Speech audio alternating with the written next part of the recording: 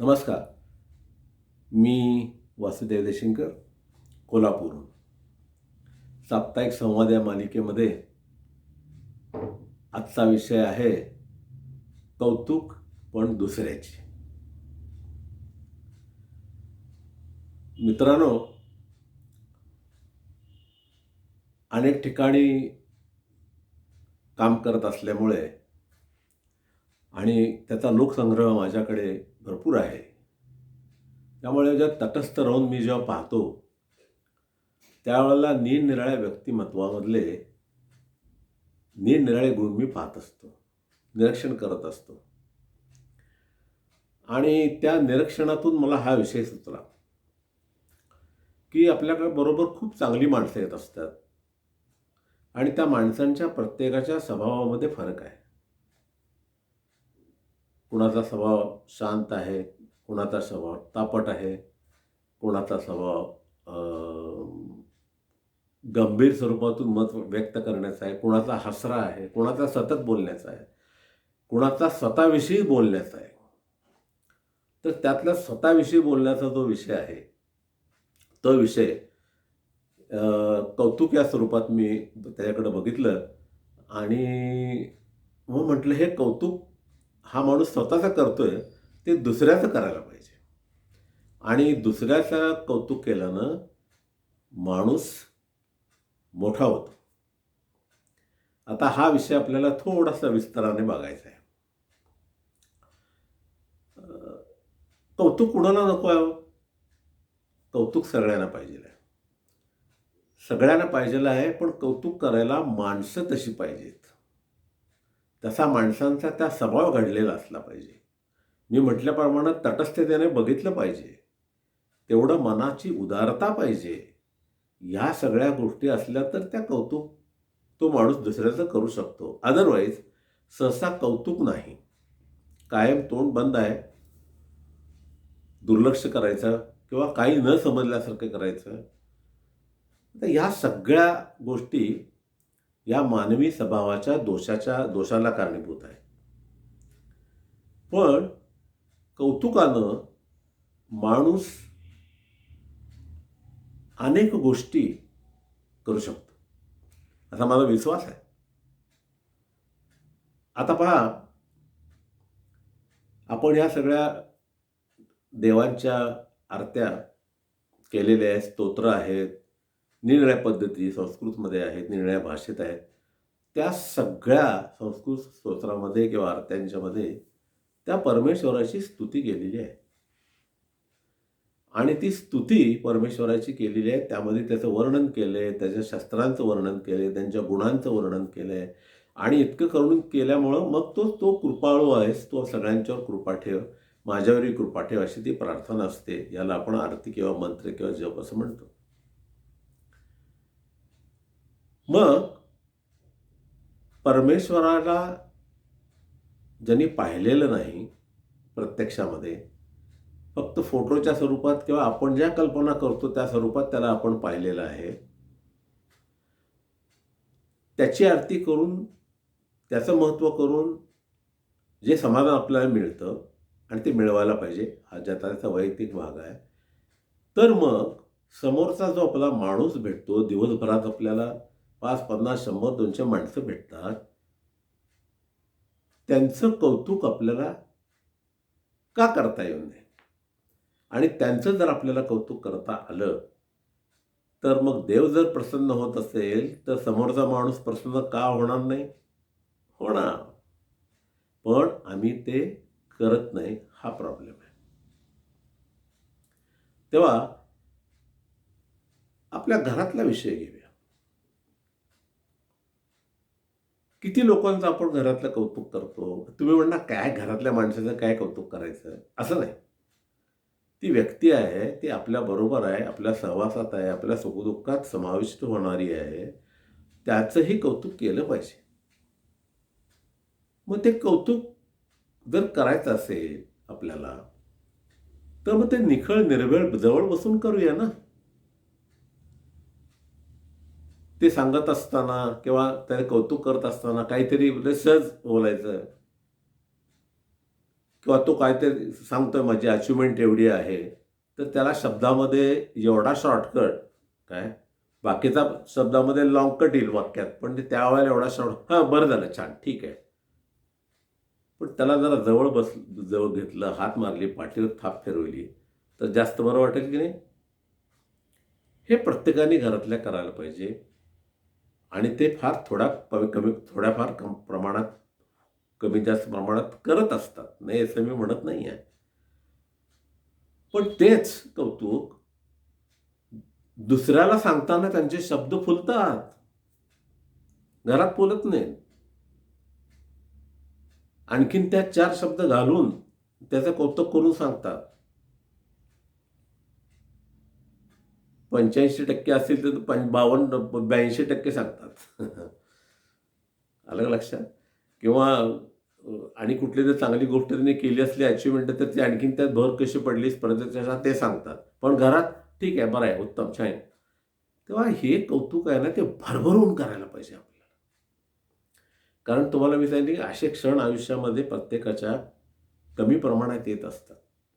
कारण प्रत्येक वेळेला हार्डल्स पार करून आपल्याला ते अचिव्हमेंट मिळालेली असते. आणि त्या हार्डल्स म्हणजे आपण तो अडचणीवर मात करून मिळवलेली असते. म्हणून या कौतुकाला फार महत्त्व आहे. मला सांगा, पती-पत्नी किती एकमेकांचं कौतुक करतात हो?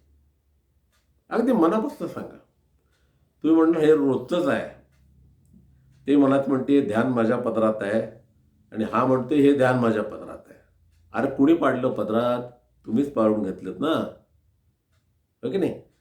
कर्तव्य चालू असतात. हा पैसे कमवत असतो, ती मदत करत असते, ते घरातली कामं करत असतात. पण त्या दोघांनाही एकमेकांना मन आहे, कौतुकाची अपेक्षा आहे.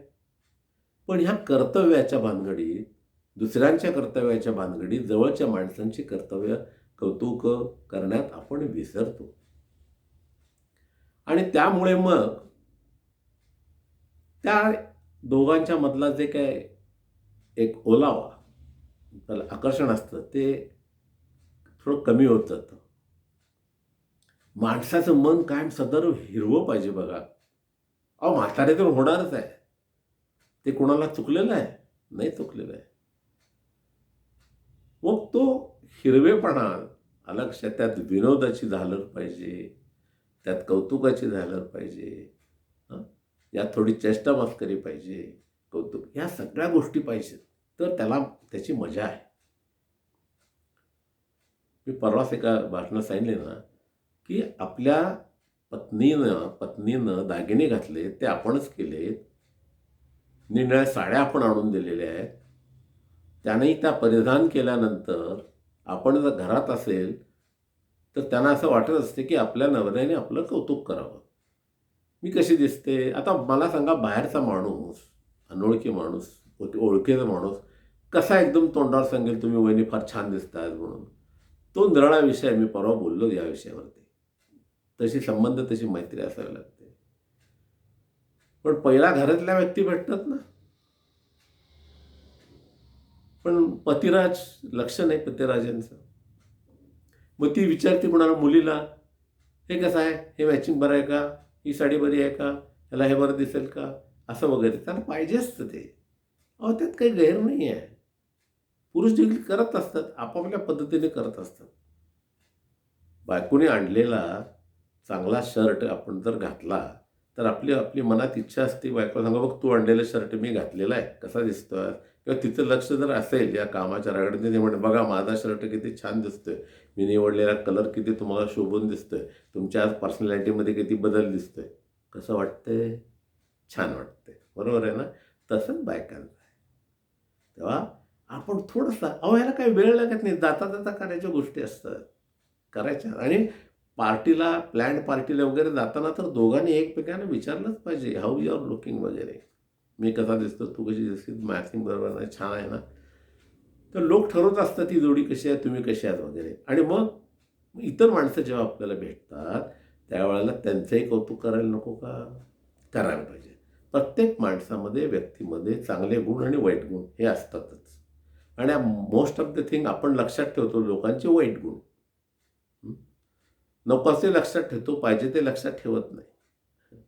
त्या कारणामुळं आपल्या ह्याच्यामध्ये किती जणी तरी आपल्याला भेटत असतात. आलं लक्षात? कवी असतात, लेखक भेटतात, गायक भेटतात, वादक भेटतात, व्याख्याते भेटतात. सगळे आपल्याला कारण समाजात राहतो, भेटत असतात. आणि त्यांनी केलेले कष्ट आणि कलाकृती यामुळं त्यांचं नाव समाजात झालेलं असतं. पण त्या त्या गोष्टीबद्दल त्यांच्याशी त्यावेळेला बोललं पाहिजे. त्यांच्याबद्दल त्यांनी एखादा छापलेला लेख जर पेपरमध्ये आला आणि तुम्ही नुसतं वर्ण बघितलं असला, तरी ते समोर आल्यानंतर म्हटलं पाहिजे, "परवाचा तुमचा लेख मी बघितला, छान लिहिलंय तुम्ही." गोवा किती बरं वाटते त्यांना. अहो, कवी लोक जे आहेत, त्यांना आपल्या कविता लोकांना सारख्या ऐकवाव्याशा वाटत असतात. आणि आम्हाला कुणाला त्या कवितामध्ये इंटरेस्ट नसतो, कारण त्यांनी जी रचना केली असती, ती गूढ असते. आलं लक्षात? त्या गूढ रचना समजावून सांगणं आणि त्या कविता ऐकणं, कविता वाचणं देखील एक कला आहे. कविता छान वाचली पाहिजे, समजून सांगितली पाहिजे. ती आपल्याला येत नाही, मग आम्हाला इंटरेस्ट नाही. मग कशाला जायचं? अरे पण तो कवी आहे ना, जे ना दिसे रवी ते दिसे कवी असं म्हणतात. प्रगल्भ बुद्धिमत्ता असणारे लोकच कवी असतात. मग ह्या आपल्या सगळ्या थोर संत लोकांनी जे काही लिहिलेले आहेत किंवा शेर करणारे लोक, शेर व शायरी करणारे लोक, सिनेमाची गाणी लिहिणारे जे लोक आहेत, कुठलीही गाणी लिहिणारे लोक, केवढी प्रतिभा असते. त्या शब्दाचा जोड एकमेकाला जोडणं, बोलणं, त्याचा अर्थ काढणं, तो समजावून सांगणं, लोकांच्यापर्यंत पोहोचणं आणि मग ते गाणं चालीपेक्षा अर्थपूर्ण जर असेल, तर त्याची मजा आहे. मग त्या अशा कवी लेखकाची आपण कौतुक करायला पाहिजे का नको? पण नाही, होत नाही. ठीक आहे, जे तुम्हाला भेटत नाही, लांब आहे, त्यांची आवड तुम्हाला गाण्याची असते, ते कधी भेटणं शक्य नाही. उदाहरण मोठमोठे नावाजलेले कवी असतात, ते भेटत नाहीत, कारण त्यांचं राहण्याचं ठिकाण निराळं, तुमचं राहण्याचं ठिकाण. पण त्यांनी लिहिलेले शब्द असतात, त्या शब्दामुळे तुम्हाला आनंद मिळतोय. मग तुम्ही त्याचं कौतुक काय करता? त्या हजर नसलेल्या माणसांसमोर करता. आता हजर समोर जर आला आपला चांगला कवी किंवा आपण गेलो असतो त्या कार्यक्रमाला, तर कार्यक्रम झाल्यावर किंवा मध्यंतरात जाऊन त्यांचं कौतुक केलंच पाहिजे, तुमची ओळख असेल किंवा नसेल. भाषण झाल्यानंतर त्याला जाऊन सांगितलंच पाहिजे, भाषण उत्तम झालं तुमचा, हा मुद्दा मला पटलेला आहे. एखाद्याने वाद्य चांगलं वाजवलं तर सांगितलं, "वाह! काय तुमची मैफिल झाली आज तुफान." आता शास्त्रीय गायन हा तर गायनाचा बेस आहे. फार कमी लोकांचा ओढा त्याच्याकडे आहे, पण आहे तो जबरदस्त आहे. रात्रभर जागणारे लोक आहेत. समजा आपण तानसेन नसलो तरी कानसेन तरी आहे. तेव्हा ते गाणं जे आवडलेलं आहे, ते जे म्हटलेलं आहे, त्याचं थोडंसं जाऊन भेटून कौतुक करा, की तुम्ही छान म्हटलेलं आहे शास्त्रीय गाणं. आणि म्हटलेलंच असतं ते. त्यात खोटं काय नाही, आपल्याला कदाचित समजलेलं नसते. पण जे समजलेलं असते ते चांगलं असते. म्हणायचं कौतुक करा, छान गाणं तुमचं छान झालं. तेव्हा कौतुक हे नेहमी आपलं करू नये, हे दुसऱ्याचं करावं. दुसऱ्याचं मग तुम्ही त्याचं दुसऱ्याचं कौतुक केलं, तर तो माणूस ते तुमचं कौतुक करणार, मग तुम्हाला बरं वाटणार की नाही? ते गिव्ह अँड टेक थिअरी आहे. बरोबर? तर तुम्ही त्याचंही कौतुक करेल, तर तो तुमचंही कौतुक करेल. ह्या साध्या-साध्या गोष्टी आपल्याला समजल्या पाहिजेत. ही नैराश्याने जडलेली जी माणसं असतात पर्टिक्युलरली, ती कमकुवत विचारायची असतात. आत्महत्येला देखील प्रवृत्त झालेले असतात. तेव्हा अशा माणसांना जागृत करून त्यांना चैतन्य आणायचं कामही आपल्याकडे आहे. एक एक सामाजिक कर्तव्यच आहे ते. असा माणूस आपल्या ओळखीत असेल, तर त्याला जीवनात चैतन्य आपण आणायचं हे आपल्याकडे काम आहे. त्यातले चांगले गुण त्याला सांगून बसून बोलणं हे आपलं कर्तव्य आहे. मला आठवतं एक माणूस आत्महत्याचा विचार त्याच्यासारखा डोक्यात यायचा कायमचा. आणि आत्महत्येचा विचार आल्यानंतर सारखा विचारायचा, बोलून दाखवायचा. कारण काय? तो एका क्षेत्रामध्ये होता, तिथं सक्सेसफुल नव्हता. आणि त्याला असं वाटायचं की संपलं आपलं जग. आपल्या ह्याच्यात काही नाही आहे. तर मी असा विचार केला की चला आपण एकटं जाण्यापेक्षा आणखीन एकला बरोबर घेऊन जाऊया. म्हणून आम्ही दोघे त्याच्याकडे गेलो आणि त्याला त्याचा प्रॉब्लेम विचारला. प्रॉब्लेम विचारला तो म्हणाला, माझं काय नाहीच आहे. मी जी काय चुकून या क्षेत्रात गेलो, त्या क्षेत्रात मला सक्सेसफुल झालो नाही आहे and I am now zero. मग मी राहून काय करू? मी आत्महत्या करणार. मग त्याला आम्ही सांगितलं, "अरे तू आत्महत्या केलीस, काय बिघडलं? जगामध्ये काही फरक पडणार नाही. जग हे चालूच राहणार आहे आणि कोणाच्या जाण्यानं जग थांबत नाही. पण तू जे आत्महत्या करतो आहेस, पण तुझ्याकडे काय-काय आहे? हं? तुझ्याला परमेश्वराने जी देह दिलेला आहे बुद्धीपासून खाली पायापर्यंत, त्याच्या एकदा व्हॅल्यू मार्केटमध्ये जाऊन विचारून बघ की. किडनीची किंमत काय, डोळ्याची किंमत काय, हार्टची किंमत काय, अमुक विचारून बघ. किती कोट्याधीश तू आहेस ते तू विचार करत नाहीस आणि हे मिळालेलं शरीर तू फुकट घालवायला चाललायस. तेव्हा तू अशा प्रकारचं करू नकोस.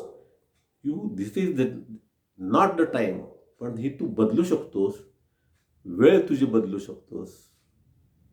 तुझा मार्ग चुकलेला आहे तो बदलू शकतो. अहो, आयुष्यामध्ये आम्ही असं माणसे बघितले 40-50 वर्षापर्यंत काहीही फारसं प्रगती नाही, पण शेवटच्या 10-15-20 वर्षामध्ये कुठल्या नशिबाने गेले खूप पैसे, सक्सेस आणि यश मिळालेलं आहे. तेव्हा नशीब तुम्हाला प्रयत्नाची जोड असेल तर कुठे घेऊन जाऊ शकतं. पण त्या नशिबाच्या कुलपाला प्रयत्नाची किल्ली लागते. तेव्हा मग त्याचा तो विचार संपला आणि now he is well off. He is doing fantastic work. Business करतो छान. लाखो रुपये मिळवतोय आता. तेव्हा हे पण आपण काम करणं हे महत्त्वाचं काम आहे. तेही आपण केलं पाहिजे. एकदा डॉक्टर धर्माधिकारी, दादासाहेब धर्माधिकारी ज्या ठिकाणी राहत होते त्या ठिकाणी शेजारच्या घरामध्ये थोड्याशा 2-3 घर सोडून एक मुलगी आजारी पडली, तापाने फणफणली होती. डॉक्टर घरी आले आणि त्या घरातल्या बाई पळत आल्या. चला माझी मुलगी भयंकर तापाने फणफणलेली आहे, तुम्ही बघायला चला. तर दादा धर्माधिकारी म्हटलं, "हां, मी येतो, पण एवढा चहा ठेवलेला आहे बायकोने, तेवढा चहा घेतो आणि येतो." ती बाई जाताना काय पुटपुटत गेली, "ह्यांना आत्ता चहा सुचलाय वाटतं. स्वतःची मुलगी पडली असती तर आजारी काय केलं असतं?" म्हणजे आपण त्या समयसूचकतेचं भानही ठेवत नाही. तर डॉक्टर इतका वेळ दमून आले, चहा घेऊन येत आहेत, याचं कौतुक नाही. कौतुक काय? का आले नाही? मनामध्ये काहीतरी का आले नाही?